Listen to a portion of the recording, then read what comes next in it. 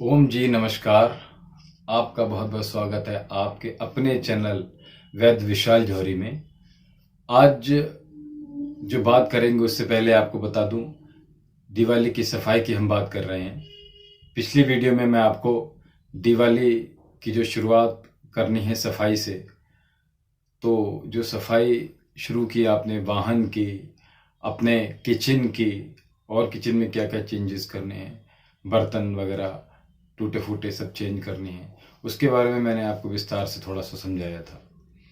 और आज बात करेंगे हम सफाई की।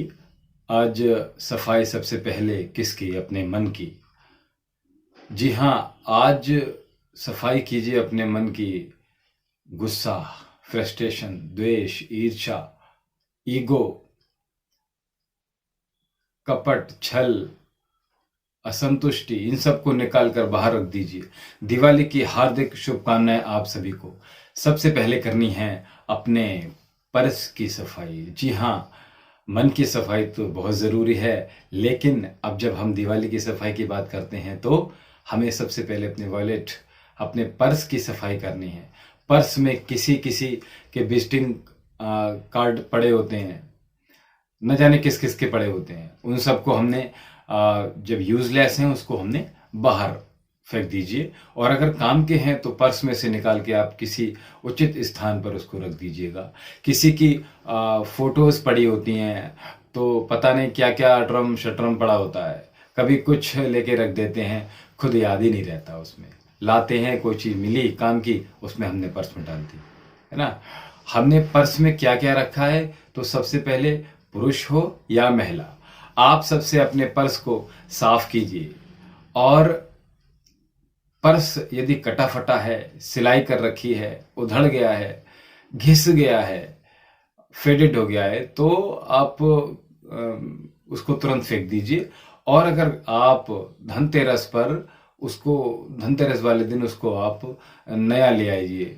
और यदि आपका पर्स ठीक है, अपनी अभी आपने हाल फिलहाल में अपना पर्स लिया हुआ है, तो उसको आप क्लीन कीजिए अच्छे से। विजिटिंग कार्ड वगैरह, फोटोज वगैरह, और भी बहुत सारी चीज़ें जो फालतू की हैं, जो आपकी यूज़ में नहीं आती हैं, उन सबको, बिल वगैरह हैं, ये सारी चीज़ें उनको आप एक जगह फेंक दीजिए, और अगर काम की हैं तो एक जगह उनको रख दीजिए। तो ऐसे लोग भी होंगे जिन्होंने अपना पर्स फिलहाल में लिया है, साफ सुथरा है, बिल्कुल चकाचक है, तो बहुत अच्छा रहेगा, कोई दिक्कत नहीं है, उसी को आप अच्छे से क्लीन कर लेंगे। लेकिन फोटोज वगैरह अगर आपसे कि कुछ किसी अपने की है ना, तो उसको आप उसमें पर्स में रख सकते हैं। अदरवाइज किसी और दूसरे की है जिससे आपका कोई सरोकारी नहीं है, तो उसको आपने किसी सेफ ड्रॉर में रख सकते हैं। बाकी लैपटॉप बैग की सफाई करनी है। आपके बच्चों के स्कूल बैग की बात करेंगे, उनकी सफाई करनी है। अक्सर कमरों की, किचन की सफाई करते वक्त छोटी छोटी चीज़ों को नज़रअंदाज कर देते हैं हम लोग, लेकिन बच्चों के स्कूल बैग की जब हम सफाई करते हैं तो क्या होता है, अक्सर ना हमें हैरान कर देने वाली चीज़ें हमें मिल जाती हैं। तो अब आप कहेंगे thank you so much Baij ji, आपने हमें ये बातें बताई, और आप लोग प्लीज़ वो बातें मुझसे शेयर ज़रूर कीजिए। और हमें अपने बहुत ही महत्वपूर्ण चीज़, हमारे फ़ोन की सफाई करनी। जी हाँ, हमें अपने फ़ोन की सफाई करना हम भूल जाते हैं। कई बार कुछ ऐसी चीज़ें होती हैं, जैसे हम कहीं जाते हैं ऐसी जगह पर जहाँ किसी का एक्सीडेंट हो गया, या किसी का मर्डर हो गया, चोरी हो गई, कोई झगड़ा हो गया, कहीं कोई दाह संस्कार में से आए हम, तो उस समय उस सब नेगेटिविटी को लेकर हम साथ में अपने पॉकेट में, अपने पर्स में उसको हम फ़ोन को रख लेते हैं, और हम हर जगह घूमते हैं। और बहुत से लोग तो क्या करते हैं ना, टॉयलेट में भी फ़ोन को, बाथरूम में फ़ोन को ले जाते हैं। तो ये सारी नेगेटिविटी जितनी भी है, उन सब को हम अपने साथ में लेकर संजो कर रखते हैं, और हम लाइफ को अपने जीते रहते हैं। तो देखिए कितनी गलत बात है ना। उसी फ़ोन को हमने, देखिए पूजा में भी हेलो, और भोजन कर रहे हैं तब भी हेलो बात करते हुए करते हैं। दूसरा उसी को हम टॉयलेट में ले जा रहे हैं, उसी को बाथरूम में ले जा रहे हैं, किसी का दाह संस्कार हो रहा है वहाँ ले जा रहे हैं। अब तो एक चलन सा हो गया है कि लोग दाह संस्कार में, पहले तो लोग सोचते थे ना कि कोई किसी की मृत्यु हो गई है तो चलो अब हम कुछ अच्छाइयाँ शुरू कर देंगे और बुराइयाँ सारी अपने भीतर से ख़त्म कर देंगे। लेकिन अब क्या है, मोबाइल में बैठकर या तो अपने किसी नज़दीकी को फ़ोन करते रहते हैं, या जिससे कोई संबंध नहीं है उससे बात करते रहते हैं, कोई ना कोई, यानी कि हमें दाह संस्कार में हम कोई इंटरेस्ट ही नहीं लेते हैं। जो व्यक्ति ख़त्म हुआ, कभी उसके कंधे पर हम भारी हाथ नहीं रखते कभी भी। तो कोशिश कीजिए ऐसी जगह पर पहले मोबाइल ही लेकर मत जाइए, और यदि ले जाते हैं तो उसको अच्छे से क्लीन कीजिए जब भी जाइए। न केवल दिवाली पर, बल्कि जब भी ऐसी किसी भी नेगेटिविटी की जगह आप जाते हैं और आते हैं, उन सब से, ऐसी जगह से आकर आप अपने मोबाइल को पहले, क्योंकि अभी क्या है हमारे हिंदू धर्म में, हम आज भी हम लोग क्या करते हैं, जब भी कहीं से आते हैं ऐसे दाह संस्कार वगैरह से, या कहीं एक्सीडेंट वगैरह से, या मर्डर वगैरह से, तो क्या होता है कि हम अपने को सर से लेकर पैर तक नहाते हैं, और जितने कपड़े हैं, जो भी कुछ पहने होते हैं, सब कुछ हम वॉश करते हैं, और अगर जो वॉशेबल नहीं है उसको हम पोंछ लेते हैं, है ना। तो कोशिश कीजिए ऐसी नेगेटिविटी हम अपने जो साथ लेकर चल रहे हैं उनको क्लीन करना ना भूलें। जी हाँ। और दूसरी बात, मोबाइल की जब मैं बात कर रहा हूँ तो मोबाइल में बहुत से क्या है ना, बहुत से आप ऐप्स डाउनलोड कर लेते हैं जो आपकी किसी काम के नहीं है। गैलरी में न जाने कैसे कितने पुराने पिक्चर्स पड़ी हुई हैं, वीडियोस पड़ी हुई हैं, जिनका आपको कोई यूज़ भी नहीं है, और उनको आप डिलीट कर दीजिए, है ना। और उनको इस दिवाली लक्ष्मी जी आपके पास आए, ऐसा प्रार्थना कीजिए माँ लक्ष्मी से, और आप क्या बहुत ज़्यादा हल्का फील करेंगे जब ऐसा आप करेंगे तो। और जब आप हल्का फील करेंगे तो माँ लक्ष्मी की आप पर कृपा होगी। और क्योंकि क्या है ना, माँ जी भी ना बहुत भारी वज़नदार चीज़ों के पास आना नहीं चाहती। मतलब है मतलब जो टेंशन है, जो टेंशन से भरे हुए हैं, कर्जे से भरे हुए हों, हमें आसपास की कुछ चीज़ों यानी नेगेटिविटी को दूर करना है। जी हाँ, यहाँ मेरा मोटिव मोटे या पतले लोगों से नहीं है। हमारा मतलब है कर्जा तो सबके ऊपर ही होता है, बट कुछ लोग उसे अपने सर पर हावी कर लेते हैं। और अब ये कैसे होगा, है ना। ये कर्जा कैसे ख़त्म होगा, क्या करेंगे, सोचते रहते हैं, बर्बाद हो जाएंगे, कहाँ से लाएंगे, चिंता करते हैं। तो इस दिवाली चिंता छोड़िए, माँ लक्ष्मी जी आप पर इस बार धन जरूर बरसाएंगी, आपके घर को धन धान्य से पूर्ण करेंगी। तो फ़ोन को साफ कीजिए, और अगर आपके फ़ोन का ग्लास टूटा हुआ है, कवर उसका ख़राब हो गया है, तो दोनों चीज़ों को आप चेंज कीजिए, बदलवाइए। और अब आगे बढ़ते हैं इस सफाई के अभियान जो शुरू किया है हमने, तो पायदान अपने घर के ज़रूर बदलिए। जी हाँ, अपने घर के पायदान, आपके जितनी नेगेटिविटी आती है ना, तो पायदान से होकर गुजरती है आपके भीतर, घर में, आपके कमरे में, बेडरूम में, आपके किचन में, हर जगह जाती है। तो उसको आप पायदान को ज़रूर बदलिए। और जिस बर्तन में आप, यानी जिस बर्तन में आप पानी को भर कर रखते हैं ना, उस पानी में आप धनतेरस वाले दिन, जी हाँ, धनतेरस वाले दिन एक चांदी का सिक्का डालते हैं। उससे क्या होगा, तो घर में चांदी चांदी होगी, या और क्या होगा, चांदी शीतलता का प्रतीक है। तो चांदी आपके घर में शांति का वास करेगी, और आपके घर में बहुत ज़्यादा खुशियाँ लाएगी। तो अपने घर की अलमारियों को साफ कीजिए। ऐसे कपड़े जिनको आप बिल्कुल नहीं पहनती हैं, उन कपड़ों को निकाल दीजिए। उन कपड़ों को किसी, या तो ज़रूरतमंद को दे दीजिए। अपनी अलमारी को हल्का कीजिए, लाइट फील कीजिए।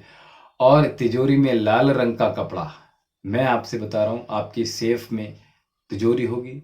आपके घर में जहाँ भी तिजोरी है वहाँ, अथवा आपकी दुकान में कहीं भी तिजोरी है, तो उस तिजोरी को साफ कीजिए। और उस तिजोरी में लाल रंग का कपड़ा हमारी इस वीडियो को देखने के बाद तुरंत बिछा लीजिए, क्योंकि क्या होता है ना, धनतेरस वाले दिन जो भी लाएंगे वो वहाँ रखें। ठीक है, तो मंदिर की भी बहुत अच्छे से सफाई कर लें, जहाँ भी मंदिर है आपका। जो भी भगवान डबल हैं यानी दो दो हैं, ठीक है ना, उन्हें निकाल दीजिए।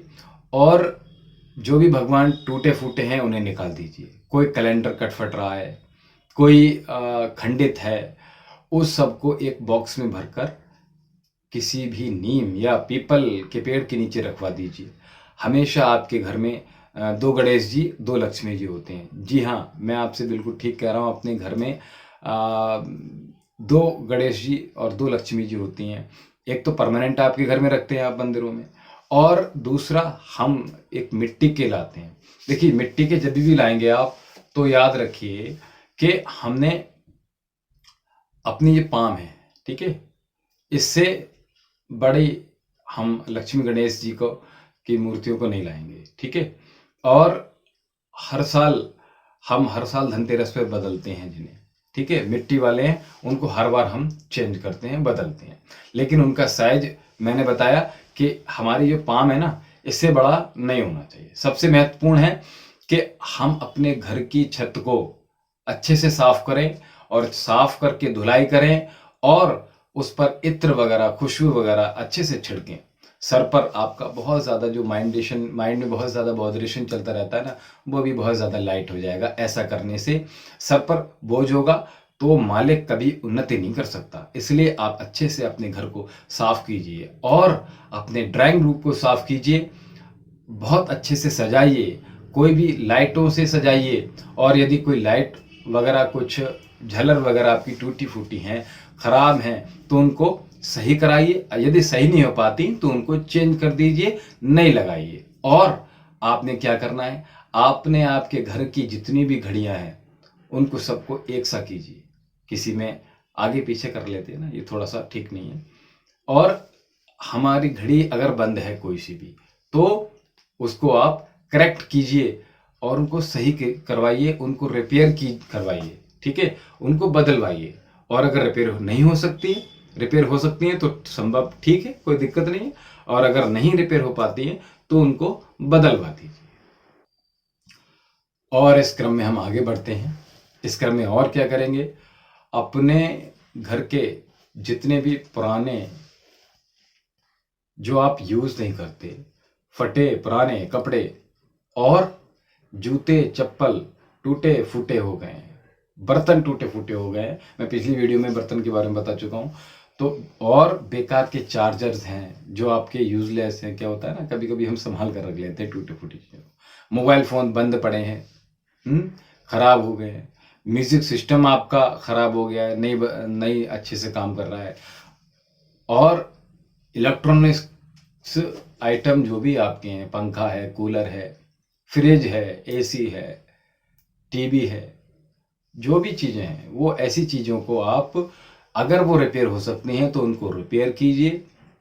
और अगर रिपेयर नहीं हो सकती तो उनको आप बदलवा लीजिए। अगर सक्षम हैं तो, आर्थिक स्थिति ठीक है तो बदलवा दीजिए, नहीं तो उनको, जो खराब है उनको बाहर फेंक दीजिए, कोशिश कीजिए। और क्या करेंगे आप, इस दिवाली की सफाई के बाद, सफाई के साथ साथ आप तुलसी का पौधा जरूर लगाइएगा, है ना। और कटी फटी पुरानी, और तुलसी के पौधे के साथ साथ एक काम और कीजिए, तुलसी के पौधे के साथ घर में गिलोय को जरूर लगाइए, गिलोय की बेल को जरूर लगाइए। ये हमारा जो हेमंत ऋतु चल रही है, कार्तिक का मास चल रहा है पावन, उसमें तुलसी और गिलोय और आंवला, ये 3 वृक्ष अपने घर में अगर संभव है, जगह है, तो उनको जरूर लगाइए। और तीनों का सेवन आप इस कार्तिक मास से शुरू कर दीजिए। आपके लिए शरीर को बहुत अच्छा रहेगा, आपके